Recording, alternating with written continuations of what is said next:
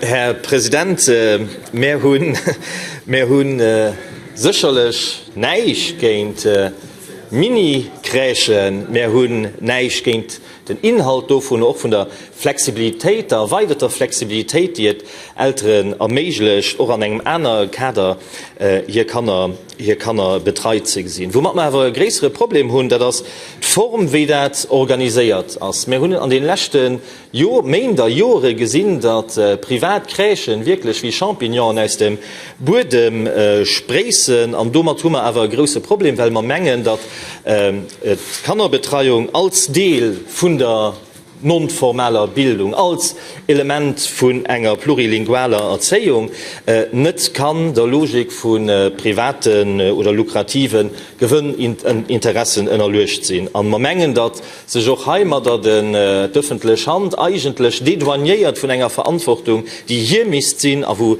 méi mist an öffentliche Strukturen investiert gin, an der Teil eng Solution de Facilité, die mengnech net am Interesse vun denen ganz klengen ass. An dann wat Qualität ugeht, do war ich aber ganz stark überrascht, als die Chambre de Commerce an ihrem avis geschrieben huet, dat sie gave estime que l'assouplissement d'exigences en termes de qualité, de sécurité et d'hygiène à l'égard des mini-crèches risque d'induire une dégradation de la qualité des services d'accueil des enfants.